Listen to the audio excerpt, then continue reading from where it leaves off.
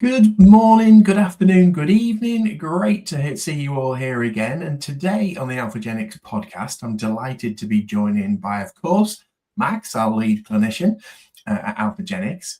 And also we've got Greg Garrett today, the Corporate Yogi, who has had a career that spanned the corporate world and also the spiritual as well as the entrepreneurial side as well. So Greg, welcome to today's show. Thank you. Thank you. And today we've got a topic of masculinity to discuss. I think it's really interesting because over the last few years, it seems to have popped up more and more, and usually in a negative way, often associated with this word toxic masculinity, which I will give away then my thoughts on that, which I think it's quite preposterous really and ridiculous, because a lot of the traits that are called toxic aren't specific to a gender, and both males and females could elicit those particular traits like bullying or aggression or these things which are thought to be bad. But perhaps I tipped my hand too early there, but let's dive in. So who wants to kick off? Greg, the term toxic masculinity, I encourage people like you to drop the term, because actually we haven't got any toxic males, and I'm sure there's people sort of cowering away at the screen. We've simply got unconscious men. So what I mean by that is we're going to hold a light to every man and believe in the pure potentiality that exists within each of them to wake up, to go from being unconscious to conscious, from asleep to awake, from ignorant to lucid. And so when we do this, and we see the same in relationships, all too often, a couple will begin not to see the best in each other, but to see the worst. And when this happens, we get the downward spiral then. And then not only are they talking ill of them as individuals, they do it to their friends, to their families, and to their colleagues. And this then is this unconscious spiral. Just to use the word, you might use in just language, a toxic spiral, okay? It's an unconscious spiral which is driving the individual and the relationship down. So this ability to look at from unconscious to conscious, from asleep to awake, from ignorant to crystal clear, means that we have to shift our own view of ourselves, if we've been seeing ourselves in that light, and also of the men, which we're focusing on right now, to be able to, as we see them, so they shall become. And we might see them, it's often said, ahead of themselves. So we see the magic in them before they see it themselves. I love that. And I love the fact that you also likened it to a couple. You certainly see that, without a doubt. But, and this is totally my fault, I think we jumped in there, and it would be great. It would be great to get maybe a bit of an introduction from yourself. Who are you, Greg, for all of the listeners and the viewers right now? Yeah, I'm so keen. You see, I'm keen to share. Me too. Yeah. Let's get on with the job. It's so who am I? Very quickly, from a corporate yogi point of view, I spent 30 plus years still in the corporate world, made and lost millions on 4 occasions, which really, gave me my education, my business education. People might say how not to do it. I then went and studied the yogic path for 10 years, found, they say when the pupil's ready, the teacher appears, found my teacher. I traveled the world. I met the who's who of personal development, spiritual development, and actually back in the UK, in London, attending a conference, listening to this individual who's Romanian deliver this lecture with my head in my hands, thinking, hey, and from there connected and spent 10 years then studying under this person, who to me is an enlightened master, which we can talk more about, a tantric individual, which has got a very, clear take on masculinity and also helping men to shine. So then I was called back to the corporate world, which I felt I was resisting. But as the path works, we should resist nothing. We should learn to embrace everything. So I brought the corporate and the yogic together. And now my gift to the world, in Sanskrit, we would say darshan, my offering to the world, is this reintegration of being able to bring together elements that have somehow been pushed apart or forced apart. People might say the corporate and the spiritual. So that's really who I am. What made you, just to butt in there, Greg, what made you take this journey? Was there a particular moment where you felt like you'd lost sight of your track? Or because that's often what inspires a lot of people to take quite a leap. Obviously you made quite a big change there. Was there a specific moment, or was it a build-up of things? So the answer is yes. It was indeed both. The build-up occurred, and then there is one pivotal moment where I get arrested at gunpoint and my door gets kicked in by the Inland Revenue, who I'm then accused of fraud. And myself and 13 people who were arrested then spend the next 10 plus years of our lives proving our innocence. And, so during that process, I found myself at one point and I'm thinking, okay, what is it about this situation that I'm really not paying attention to? Why is it that I'd rather go to jail? Because that was really the trajectory that I was on, than actually find another way to approach life. And what I realized was we'd annoyed people.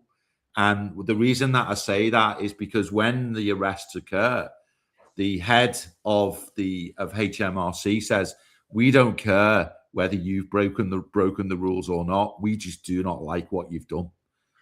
And so, the message that was being sent was and then we were told by our solicitors, by our barristers continually, you're not going to win this, don't you?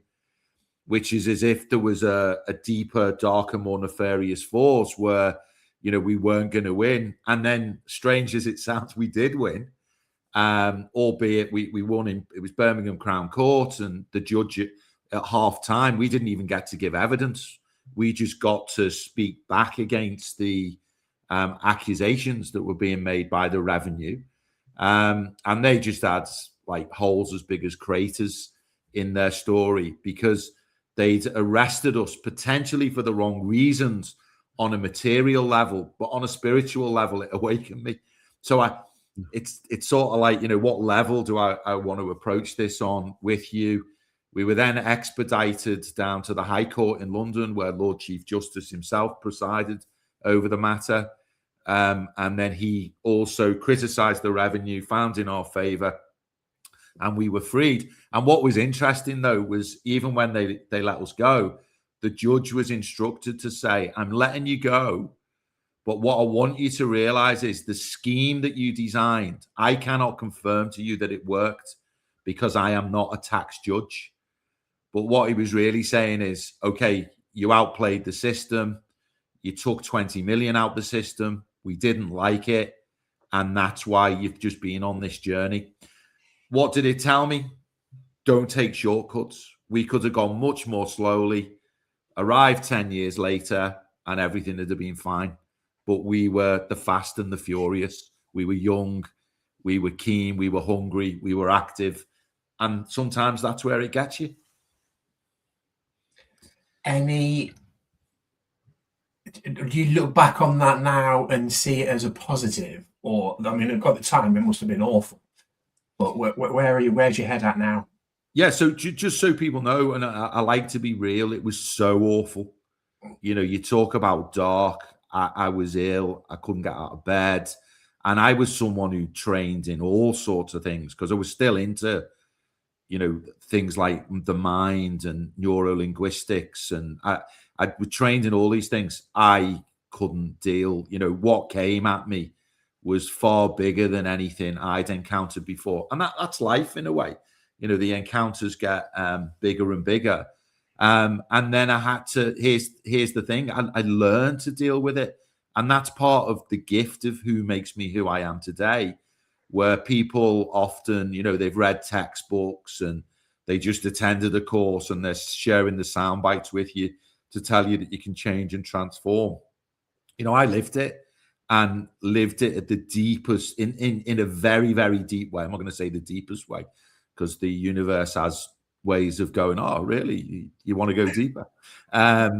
And so therefore, what did I learn? I really learned about recovery. And I mentioned before about making and losing millions on 4 occasions. This was one of them, because we made the millions, but then we had to spend it proving our innocence. So the naught to millions has also been an education. How do I see it? Profound, incredible, unbelievable.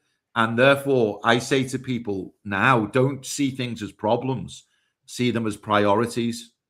So the question is, have you got a problem or have you got a priority? And the answer is, look, you've got a priority because it needs dealing with here and now. The fact it's coming up in this felt kinesthetic sense as what you're calling a problem is because it's screaming. All the alarms on the dashboard are going off. This is a priority. Let's deal with it now. So tell me as well as the listeners, but what is this yogic? Tell me more about the yogic journey, or the yogic, the sort of the background, the underlying foundation of it, really, because I'm a bit naive to this area as such. I mean, I'm quite into my mindfulness and perhaps spiritualism in more general terminology, but I'm very naive to this area. What does it entail in your terms? Okay, so the underlying keys to the yogic path are the 8 limbs of yoga, which come from Patanjali, and then the great book that is the book that is often referred to is the Gita, the Bhagavad Gita, where we get this wonderful battlefield scene, which is great for men. If you like a battle story, and then the idea is, well, is the battle the external battle or the internal battle? Where we've got Krishna and Arjuna, and Krishna is God, the Lord on the battlefield, and Arjuna's trying to work out, oh my God, what's going on here? And he's being asked to kill his family, to slay relatives, and and I don't want to spoil the story, but if anyone wants to go and listen to that, get the book called The Walkthrough for Westerners. It's quite short. It's a shortened version because there's many translations of the Gita. And so then when I come across the yogic path, the path starts with underlying what we would call, like the 10 Commandments. They have the yamas and the niyamas. So there's a moral code. And you might say with masculinity, to be conscious, we've really lost our moral code, and we could speak into that. And a beautiful saying is that with more morals, we need less surveillance. So you look at what goes on in the world, we got cameras everywhere, and everyone's being watched. Now we've got retina reading, and why is that? Because people say, well, we're scared, we want to make sure that people don't get injured or harmed or nothing nefarious goes on. But actually, if we were more moral, we'd need less cameras.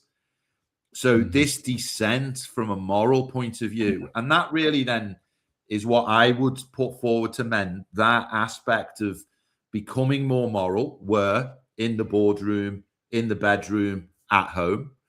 And if we can become more moral in those areas. So it's really, I'm looking at a humanistic viewpoint of this is active and alive in the world around us.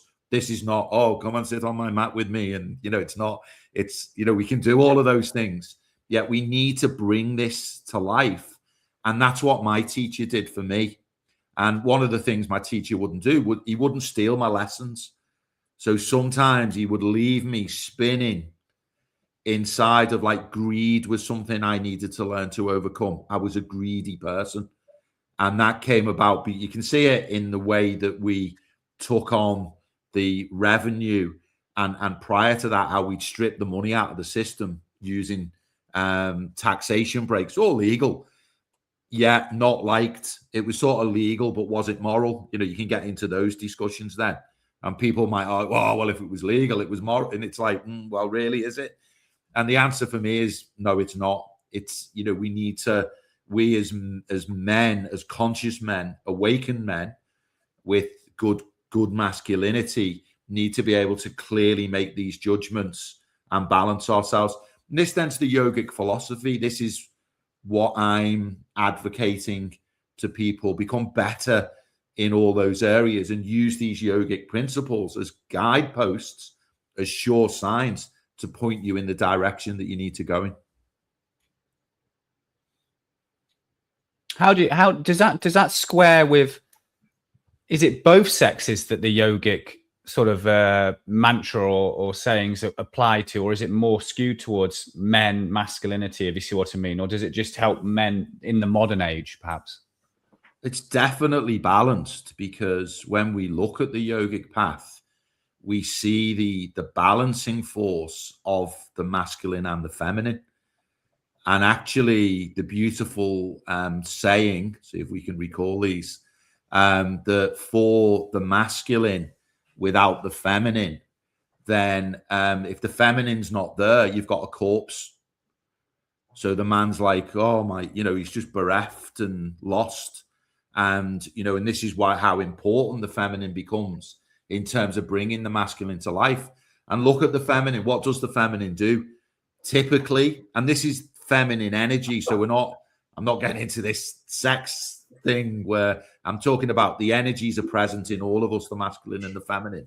Yeah, I believe that someone who's born, for me, as a woman, is more embodying femininity more than, say, I am as a man. But my job for me is to bring my feminine energies forward.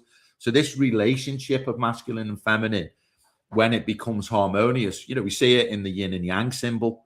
This is the balancing of the forces, this harmonious balance. And then for the female, without the male, she becomes chaos. So, and therefore, what are the qualities? And we begin to then be able to see, masculine qualities. So what does the man bring? He brings discipline, he brings focus, and you start to see these qualities emerging in the relationship or relationships. And these are alive and well, not just in the family unit. They're alive and well in the boardroom, in social settings, where we need both of these energies to create harmony and balance. So, yeah, absolutely, both vital. Yeah, absolutely. And the male energy, as you say, is not specific to a gender, but you've got it within individuals, you've got it within a couple, you've got it within a community. You take it right through to the whole planet, and there's got to be this balance, as you say, which is perfectly exhibited in that yin and yang, and we can all be both. And I think the best couples or the best relationships and the best businesses do manage to balance that, and perhaps the masculine does bring more decisiveness and perhaps logic, whereas the feminine energy might bring more nurturing and more they're more creative. More creative, that was the word I was looking for. Yeah. And they drive you on. If you ever painted the house and then it's like, oh, I'm not sure about the color in that room, and you're like, what? It's like, they're constantly improving. Get a load of men in an office, you won't see any flowers. The blinds will often be down. Get the women in, and then the office comes to life. But notice how men respond when the divine feminine's in the office. They sit up, they're more alert, they're more responsive, peacocking, performing. So you see this dance just begins to play. And then, life all of a sudden takes on a whole new dimension, and everyone's achieving far more as a consequence. Yeah. So over the last few years, then, there definitely seems to have been a push down from the top against this idea of, masculine and feminine energies. And we want everyone to be the same. You mentioned surveillance and IDs and things like that. We want everyone to be the same. You're all going to have the same chip in your arm, and you're all going to have to clock in and clock out. And masculine and feminine doesn't exist because there's 155 genders and everyone's is the same. How does that fit with what you've learned and what you feel is appropriate. Yeah, so what you see is this movement away from what I would call the center. So the disintegration is, though, it's also part of the learning. So again, as we said, let's not call males toxic. Let's not say that this is bad. Let's say that we're being called to observe, to witness, and then to awaken to, hang on, guys, wrong direction. How do you know? Well, we're at the edge of the cliff. And, there was a video this week where there was guys holding onto a boat that was about to go down a waterfall. It's like wrong direction. And it's okay to go in the wrong direction as long as we're open to feedback, and then we can course correct again. And what does this require? It just requires inner honesty. And, there's horrible situations that we could look back on. Certainly war situations where governments could have drawn a line far earlier, but they weren't prepared, the people in power, to hold their hands up and say, okay, we've made a mistake here. And, we shouldn't be at war with these people. So what happens? Thousands, if not millions or more lives are lost. Is that right or wrong? Well, it just is in terms of the reality of what's occurring. And we're being asked to just let's look at reality what as it is. The challenge that we've got is, as people's minds become more and more confused and clouded and muddled by the simplest thing, is this a man or a woman? It's a simple test. It's like, and we get back to the simplicity and the honesty of this being able to just look at reality as it is. And then from there, we can take decisive steps. Will we then always go in the right direction? No. But this is then part of, you tell me, any business or, as a doctor where you're prescribing and, okay, it's not quite working. Okay, let's try this and this. And we course correct, and then boom, we hit it and we find the path that we were looking for. And so the idea of being courageous, why did we end up with the snowflake era? Well, because people can't take feedback. You give them feedback and they just melt. Oh, what are you saying? What? No, I'm trying to support you by making a positive suggestion that will help you to take your life forward. Oh, do you know what this scary man just? And it's like, this has become a reality. And do you know what? That's all okay. There's nothing wrong with any of it. There's nothing wrong with people wanting 125 agendas. But we have to stop and go, okay, is this taking us as a planet to where we want to get to? Answer, no. Okay, so and then that's where we need men to be men, to stop and say, no, enough. And then we can begin to recalibrate, reset, and begin to move in a good direction. Yeah. I think it's a bit like a pendulum, isn't it? And if you look back throughout history, we tend to go up and down through these different eras, we swing one way, whether it's a political ideology or whether it's capitalism or whatever, and then we swing back the other, and goes too far, and eventually everyone goes, actually, that's not really working for us right now. Probably better in the middle. And I think probably 90% of the population are happy in the middle. It's you've got the 5% at either end that keep pulling the pendulum over. Yeah, and what we want to be able to do, though, the pendulum's great, but we want to also have the pendulum moving upwards. So we are progressing as a society, because what can happen with the outliers is they just keep each other stuck, because they're arguing with each other. And actually, if you look at the model, people will often say, well, actually, the powers that be, which is stood over looking down, they fuel both sides because it helps them to just keep everyone stuck. Just keep them arguing, as opposed to where we need to be as men is we just need to march through the middle, tap this lot on the shoulder and say, look, this thing that you've got set up here isn't working. It's clearly not working. A simple example for me is, okay, you drop bombs to create peace. Is that where we're at in 2026? Is that Is that the best our consciousness can produce? You know, and I think if you stood high enough up, it's like, yeah, but what you're talking about, don't disturb that. We make billions out of this. Have you seen the lives that we lead as a consequence? And it's like, you know, which map is this on? And so therefore, just highlighting a simple example, which hopefully most people can see sense in, that we just need to be lucid and honest. And it might take 10, 20, 30 years to course correct that. It's not gonna happen overnight. Yeah, initially, what do we do? Like we do as individuals, hands up, got to take responsibility. I was out of order. What I did was wrong. Okay, well, now I've got a chance because I'm being honest with myself. You know, to take a sort of misdirection, which you guys might enjoy, like a man with erectile dysfunction. You know, it's like, okay, I've got a problem. And okay, now he stands a chance. Why? Because he's just opened himself to allow new info. He's allowed the doctor in. He's allowed the psychologist in. He's allowed a certain medication in. He's just opened himself to, I've got a problem. And it's not going away. And I'm not going in the right direction. And it's not right. And this then is what? It's a growing consciousness and awakening.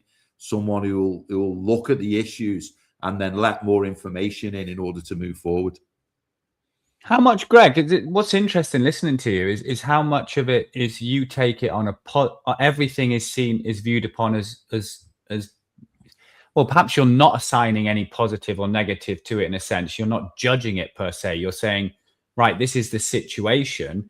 Let's look at it and what is the best course correct, or is this going in the right direction? You're not actually saying this is a load of old baloney. You're all idiots. This is the thing we should be doing. You're actually looking at things, and you've said this is not wrong. This is not a bad thing because we're recognizing it. So there's a lot of the mentality of it is rooted in positivity. Almost even if you don't agree with the direction, you are actually viewing it as a positive in terms of the recognition and discussing the next options. Is that a lot of the root to it? Yeah, very well said. And what's also a root is honesty, because you might get someone who's positive in a blue sky sort of way. And I'll give you a Buddhist saying, pain is real, but suffering is optional. Now, you could be going, get that Greg guy out of here. He's a lunatic. I am in so much pain. And then I'll be, whoa, no, hang on. I'll be the most compassionate person with regards to your pain. But let's not suffer. And it's being objective, isn't it? So I like the analogy of if it rains. Like if it rains outside, that isn't good or bad. It's just raining. Now, it might be terrible for us if we want to all go out and play golf or go and do an outside yoga session. But the farmer that's half a mile down the road is going, yeah, I've needed this. So we've got all of these things going on in the world at any one time. And it's not good or bad. It just is. And we have to choose how we deal with it on a daily basis. Yeah, and it you know, what goes with that is then, you know, there's no such thing as bad weather, just a poor choice of clothing. Yeah. And then the other thing is Max and I might be in the clubhouse going, Max, we've got a great chance today because Ross hates the rain. And, you know, so you begin to see there's multiple perspectives that are available. And, you know, unfortunately, we've got a society that is full of pessimism. And therefore, you know, this pessimism is a disease. It's a disease of the mind. The good news is it can be worked through and overcome. Yeah, hear the word work through. It requires work. So, yeah.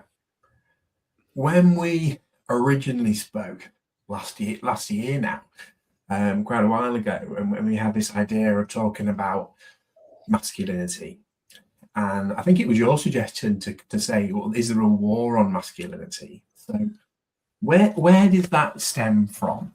I know from our perspective, from an Alphagenix perspective, you know, we could talk about endocrine disrupting chemicals and how that's affecting us from from a physiological point of view, but is there a spiritual war going on here as well?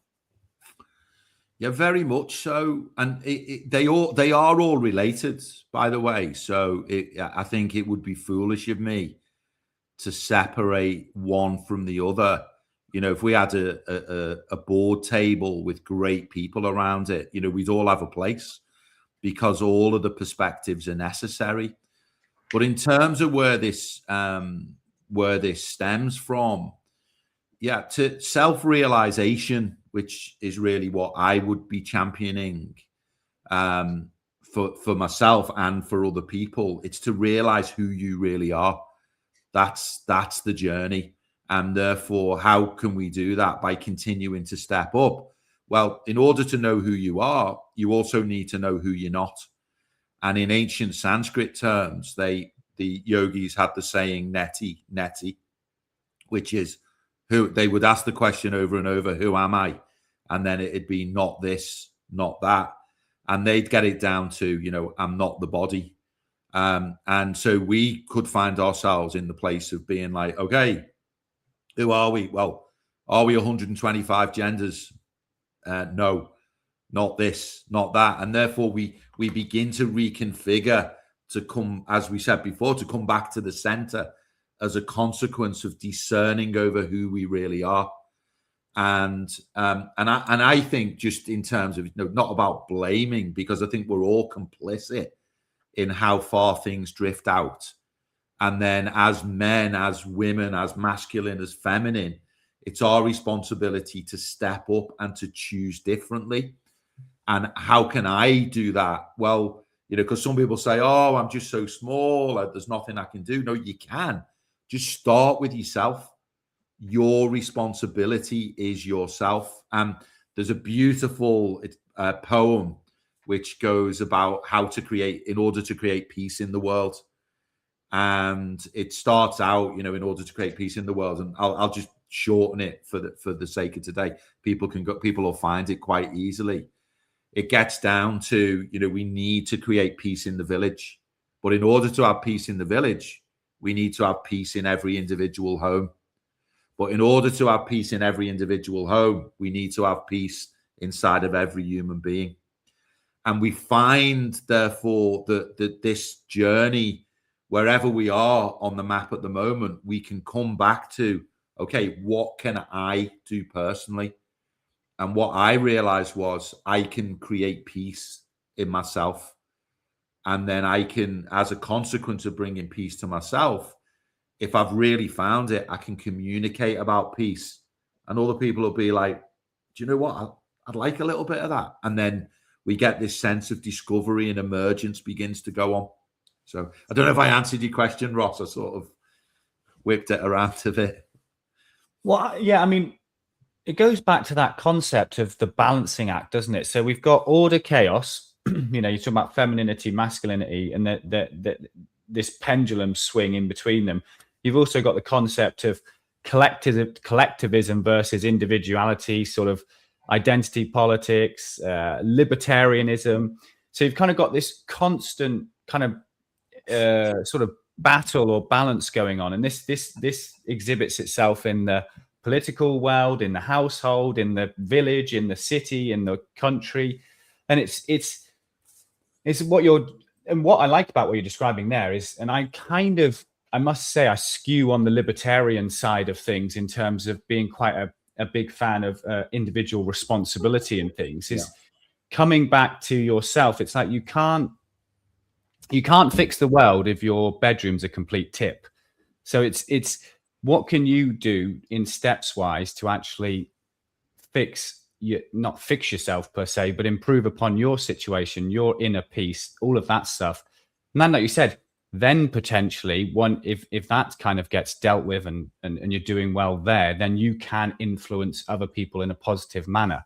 And I think it comes back to what I quite like, which is that individual responsibility. And I suppose you're talking about toxic masculinity, the modern movement in a direction that maybe some people aren't best pleased about, is maybe the tip has been more towards the collective rather than the individual. And maybe that has been the skew that's occurred over the last 20, 30 years, that people talk about groups now, and perhaps you need to come back to the individual and say, actually, what are you doing as an individual? Yeah. And what I was going to tell, I'd like to think we play a little role in that as well, Max, as well at Alphagenix, because we're very much about making our clients the best versions of themselves. So the best husband, the best father, the best businessman, and that happens when they invest in themselves. They get their energy back to where they want it to be. Their hormones are back where they're supposed to be. And I think when you're showing up as the best version of yourself, you can then be the perfect partner, masculine to your feminine, or well, if we're talking about energy, it could be a male or a female partner. And then you can show up in the village, and then you can show up in the city, and then in the country, and all those things that we're talking about. Yeah, and the other thing, Max, that stands out to me is this, we get these quotes like, you shall own nothing and be happy.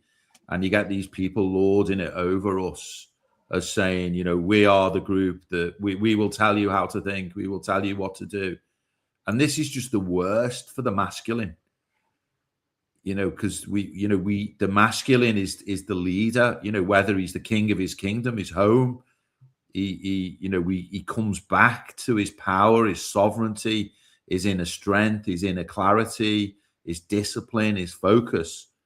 Well, if you say, listen, mate, get on the couch, pick up your doll, watch Netflix all day, it's just the death of not just the masculine, it's the death of society.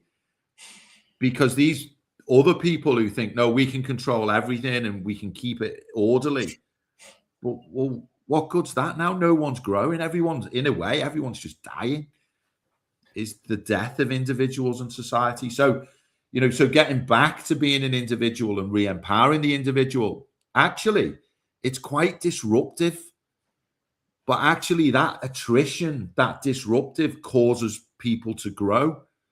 It's when you say, oh my God, I can't put up with them. It's like, okay, what are you not able to listen to? Do you need to find more compassion? Do you need to find more space? Do you need to find more love? Or is it that you need to call time on the relationship with that person? And either way is okay. Yet we, I believe, really want to encourage empowering individuals, empowering growth, while simultaneously empowering togetherness. Because we are a planet of unique human beings. We know this. And actually, I believe at the zoomed out highest level, we're one big orchestra. And everyone has got their role to play. So we need to find our individual instrument and we need to play that well. And if we all take that responsibility on board, we will end up with a planet with fabulous music and probably dance as well. We often say, don't we, Max, at Alphagenix, your hormones are like an orchestra as well. When they're all working properly, it sounds amazing. But just if one is not quite where it's supposed to be, it ruins it. And you're taking that to a whole other level, from the individual to the planet, which I think is great. Yeah, which we reflect, as above, so below. If we're into these philosophies, then we're a microcosm of the macrocosm. Yeah. So I sometimes think the individualism gets mistaken for selfishness and self-involvement. So if you talk about working on yourself, and obviously I've got 3 brothers, so we often talk about this balance. When you've got kids, you've got a wife, you've got a job, it's like how much of your time is meant for kind of self-care. And it's not quite the same sort of as what we're talking about, but it's that balance between, I'm going to exercise because that's makes me feel in a better space, both health-wise, but also mentally. So that means I'm a better dad, husband, doctor, because I feel better, I'm clearer headed, I'm more relaxed. But I think the problem, and again, going back to this buzzword of balance, which I think infiltrates the entire conversation, is there's a balance to be had again with individualism, but it gets mistook as like you're self-involved. Self-improvement. I think sometimes people think, well, I can't do that because I've got all of these responsibilities. But it's actually, if you take a step back, and that's what we talk about Alphagenix, it's like doing the right things on a regular basis, it's not selfishness per se, it's self-improvement, which helps everyone else. I think that's what you're getting at in terms of that, it ends up improving the community if the individual themselves is taking responsibility.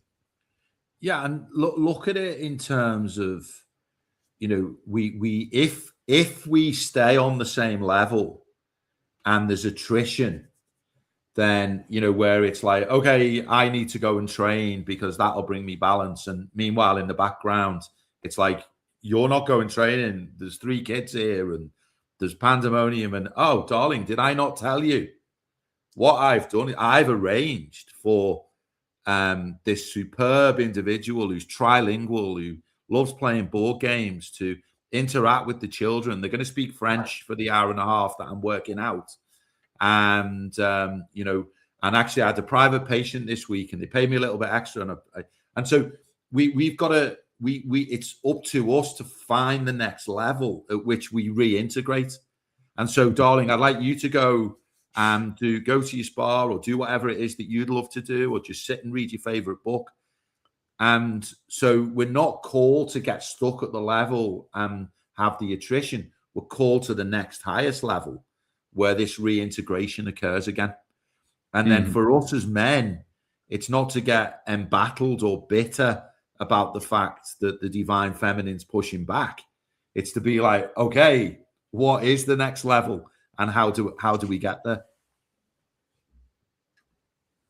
Any basic tenets for people watching in terms of like, is there like a, like for me, for example, health-wise, it's like sleep, nutrition, exercise, mindset, mindfulness, that sort of thing. Is there like, when you get someone, is there kind of like, you analyze these foundational aspects and you say, right, well, we need to work on this. We need to work on this. Is there any kind of like a strategic platform beneath it? Yeah. So again, I mentioned the 8 limbs of yoga earlier, and to simplify further, one of the things that we have lent into a little bit here is the idea of truthfulness. How many times are we lying to ourselves? Or, and these things can appear small, but they're like snowballs that gather momentum, and so the truth becomes important. Really looking at yourself in the mirror, and, if you're, because look at the size of divorce in this day and age, and someone looking at themselves in the mirror and going, do you know what? I don't know how to make a relationship work. As opposed to bouncing to the next one and the next one. And then they've just got 3, 4, 5, however many relationships that didn't work. So the honesty becomes important. Looking at ourselves, like looking at, I'm fat, I need to lose. It's just the truth. The scales aren't lying and the mirror isn't lying.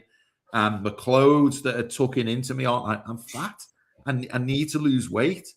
So we really need to be honest with ourselves, and this isn't honest in a way that is harming ourselves, because inside of the yogic principle, the first thing is do no harm.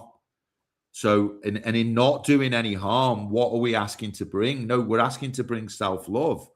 But is it self-loving of me to be honest about my weight, my inability to run a relationship, the fact that my business collapsed and I don't know what I'm doing? Of course it is, because now I'm open to growing and improving. So I'm just giving you where I listen closely when I'm working with people.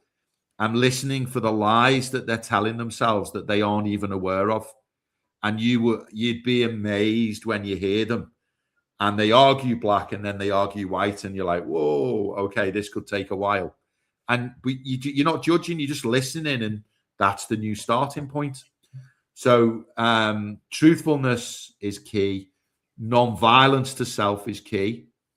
And actually, the non-violence to self is really challenging. I used to massively overtrain. I was brought up on playing rugby. I mean, what a game that is, in terms of run your body into people without any protective clothing at X miles an hour. And, we get endorphin rushes for sure. And we'd enjoy the men together that go into war type aspects of it. which will all have been deeply embedded in us. But some of the traumas I've got in my body now from that many, many years later, like, there's a broken finger as an example. So not non-violence to self becomes key. But this then is non-violence in terms of thought. So when I'm listening to people and say, do you have any challenging thoughts? And they're like, like every other one, or, 5,000 a day. And it's like, this as a starting point, the violence were in the mind, which is the root of everything. If we can get rid of the inner violence, then not only have we've got a calm mind. What does that lead to? Well, silence in the mind leads to silent words or calmer words, which leads to calmer actions.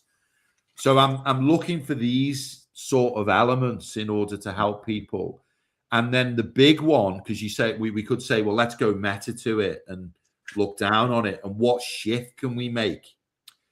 Well, actually, the shift that we can make, and it's talked about in a very unfortunate way at the moment, because most people don't understand it, but they like it as a soundbite, which is to get out of the head and into the heart. Now, the reality is that in the yogic system, they give better descriptions of what's going on.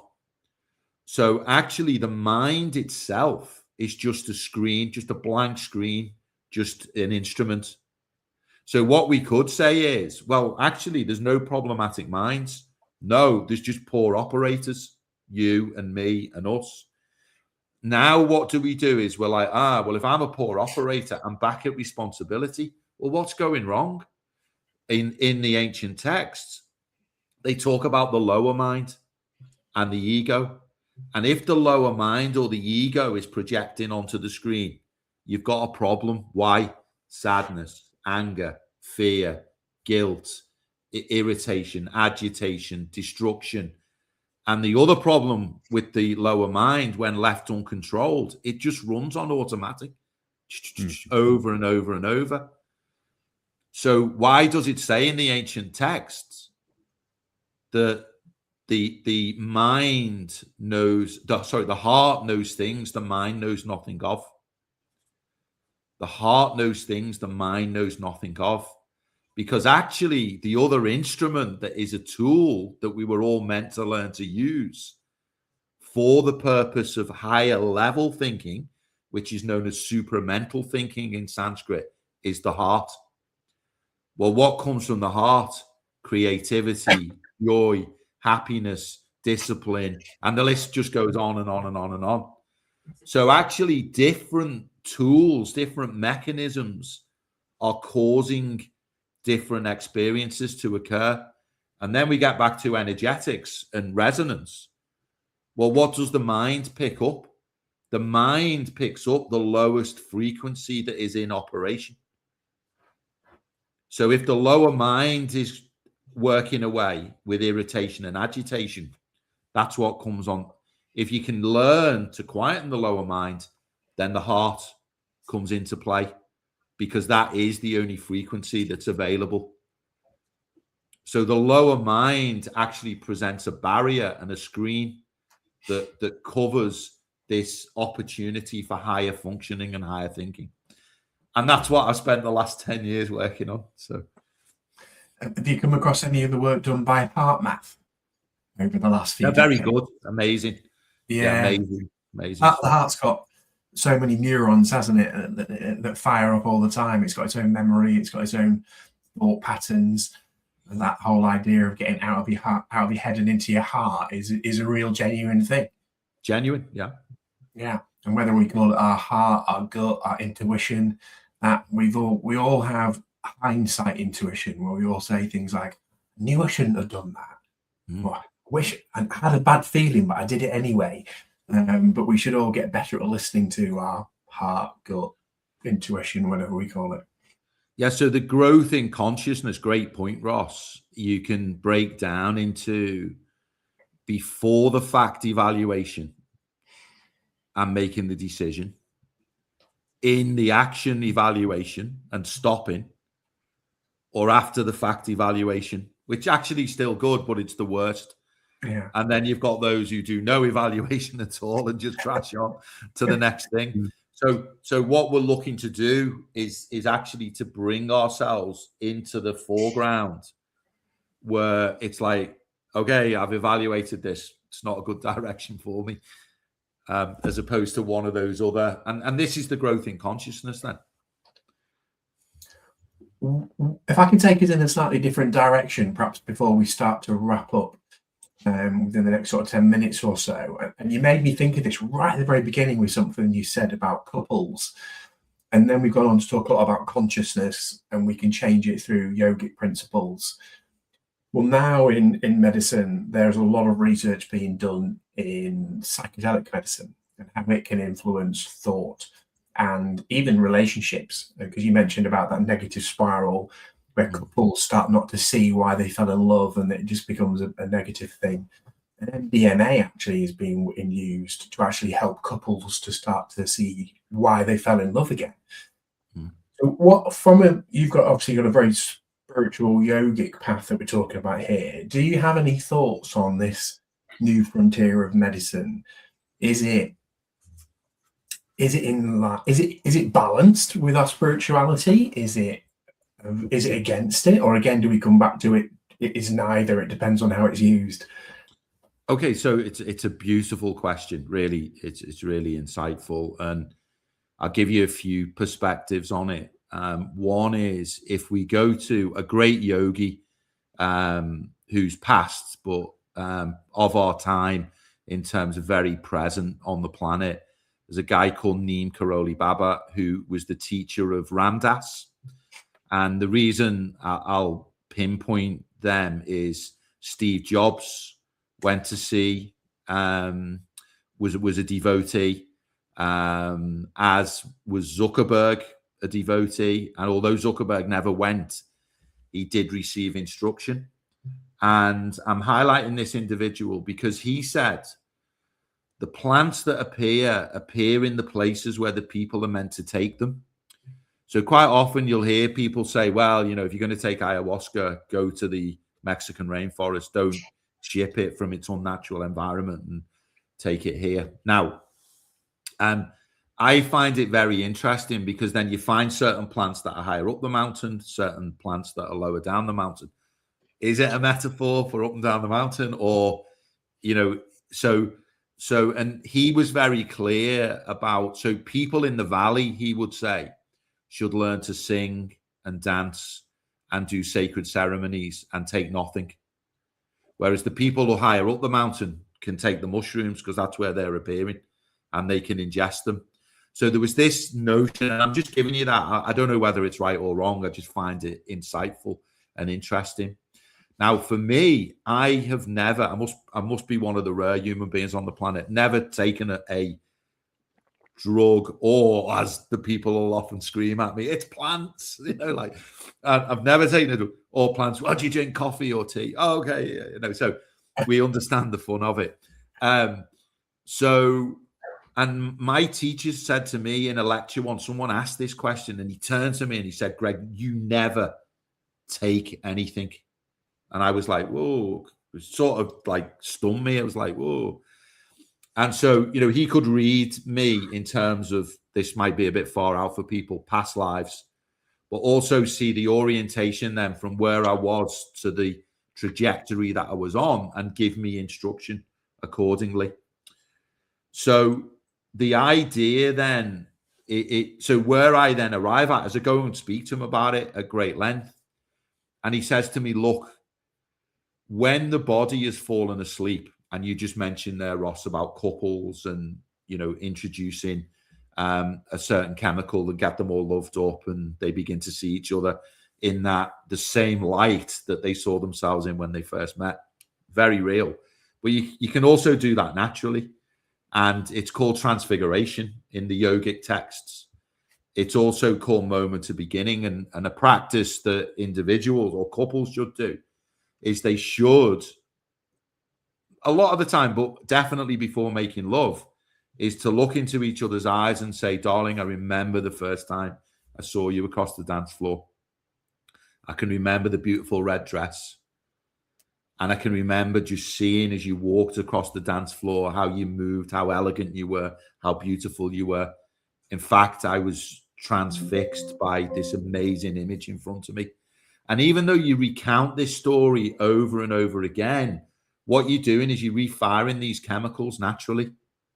So at the start, I talked about this downward spiral where we get on, we start to see, oh, the top was left off the toothpaste. That's the normal funny one that is, oh, he just threw his box of shorts. He doesn't pick them up. I have to pick up everything after him. And then they just get trained into this downward spiral. Now, drugs or use of plants can be incredibly useful to trigger, to remind. And that doesn't matter whether it's ayahuasca, Cambo, Bufo, all of these different substances that you see people taking at the moment. The problem becomes when it's repeated over and over again. And the reason it's a challenge, because the individuals aren't learning to consciously lift their own states. So they're always having to go and take something in order to, if you like, feel in balance or feel normal or feel able to. So how should they then go on the journey? Well, they should take matters into that. They use the plant and then they take matters into their own hands and combine it with a form of practice that will naturally begin to allow them to lift themselves out of it. And I gave you the example of transfiguration. Learn a practice like that, take the plant, and then do this as well at the same time. So I love that. Yeah. What are your thoughts on that, Max? Well, I think it's interesting to use it as almost like, I think it's fascinating in terms of like this concept that the plants grow where they're meant to be used. I think that's really interesting in terms of kind of that links back to this almost like the Mother Earth concept, doesn't it, really? It's kind of this entanglement between, we aren't just these kind of individual beings. There is a deeper connection either to the earth, the nature, all of that things. I find all that quite interesting. I think with the plant medicine side of things, I think the fascinating thing for me that I come across is the use of it in things like PTSD for sort of veterans and things like that. I think that is such an interesting area and concept, because if you can help with that group of people, it's such a sort of rewarding concept, really, I would say. And you're gonna go, you would, that would almost say, what's it tacking into there to help? What's it actually, like you were talking about the spiritualism side of the question, is there some element to that of it, really? So I've done it quite interestingly. It's not my area of expertise by any stretch, but I do find it interesting. Yeah, I think treatment-resistant depression as well. That the evidence is excellent, and makes me laugh about. Because I'm a big advocate of psychedelic medicines, and I took ayahuasca in Costa Rica, and it was transformational. I've also done it in a yurt in Darlington, and nothing happened, and it was a complete waste of time. Whether that's because it wasn't ayahuasca and they just made me drink some dirty dishwater, or whether it's because it was in the wrong setting and it doesn't grow in Darlington is a completely different conversation. Yeah, I think, you see, with medication, like at the moment, I've got high blood pressure, and I was trying things to change it and resistant. And then I went to the doctor, got myself a little tablet. I'm on the minimum dose. And while I do that, I'm losing a few pounds, and I've changed my practice slightly. So I'm trying to use the medicine and recalibrate myself back in at the same time. And that's where I think these things are really useful. And like you say, with people who have come back from war, God love them, it's to have been and seen that. And, if then there's a use there, which is like reaching out the arm and just giving them that lift that they need to create the momentum, and then getting them into practices to say, and come on, we want you to be able to naturally create a level of ability within yourself to consciously control, so that these states stop hijacking you, or when they do come up, you can utilize these skills and abilities and tools that you've got. Yeah, Yeah. And then I think that's important as well it's the same as we say with testosterone and TRT, you can't rely on it to do everything for you. And I actually use that terminology a lot, which is it can help you stop tumbling down the cliff in this negative spiral, and it can help give you a push in the right direction, but you've still got to walk up the cliff. You've still got to walk up the hill.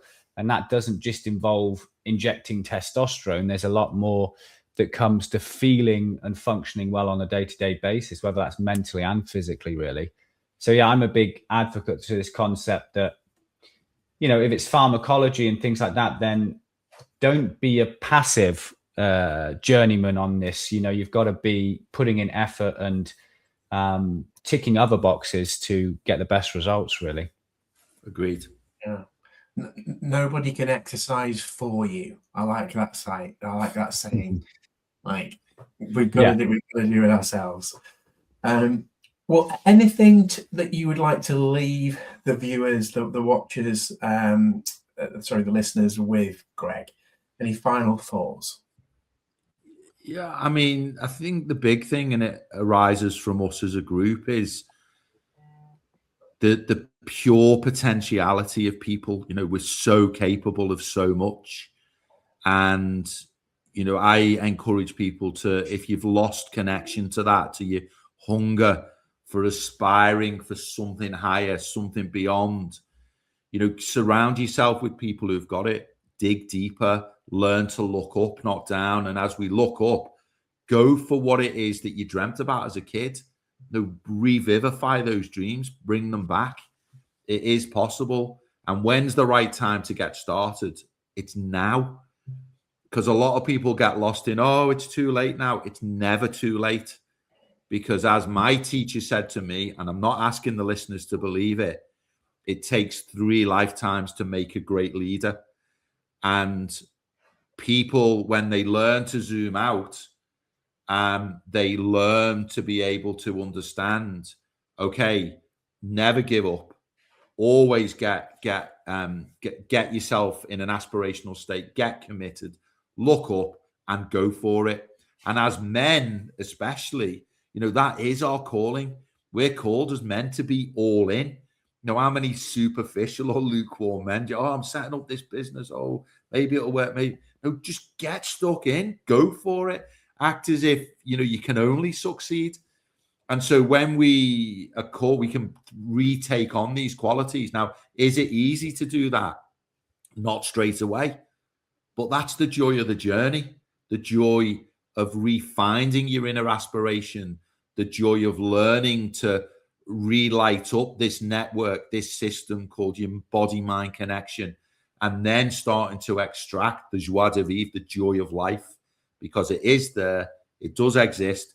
And if you need a helping hand with, the amazing stuff that you guys provide, or you need someone from a yogic point of view to help you, that's all good. As Wim Hof would say, that's okay. Let the individuals do what the individuals do. And that's why we're an orchestra, because we need all of these different approaches to help the different individuals to get up the mountain. And going back to a Ram Dass quote, what are we all here for? To walk each other home. Love that. Thank you, Greg. We'll make sure all of your different places people can find you will be when this gets sent out. But do you want to just give a call to action at the end? Like, where's the best place if someone thinks, I want to work with Greg? Where do they find you? Yeah, so you can come and find me. I have a community on School. So www.school.com/transformation. And then I've started YouTube doing videos as the Corporate Yogi. So I'm be easy to find there, and also on Instagram. And I only really started social media a few months ago. So it's not something that I've been big on, just to bring this wisdom in together and hopefully to just inspire a few people. And I've been fortunate and blessed to have made a lot of money. So I'm there for the love of it in the main, really helping to champion and say to people, come on, you can do this. And one very small story just to inspire people, having made it and lost it 4 times. on the 5th occasion, using my yogic principles, it took me 5 months to get it to go from 0 to 1 million. And it was a series of miraculous occurrences, as though some beneficent force was watching over me and supported me in taking a series of steps. So, just to stretch the listeners a little bit, if you want to play, I see it as play. In Sanskrit, it's known as a leela, which is the game. So it's referred to as a game. If you want to learn how to play the game, then, check me out. Brilliant. Thank you very much, Greg. Max, any final thoughts from yourself? No. I just enjoyed listening to the concepts, really. Yeah. I like that kind of, like I said before, individual responsibility, taking, sort of positive action. I really like that message. And to talk about synchronicities, I'm going to Chennai next week and I'm staying at the Leela Palace. Okay, the Leela Palace. Okay, there you go. I'll let you know how I get on. Thank you very much, Greg. Max, take care. Have a great day, everybody. Yes. Bye now. Bye.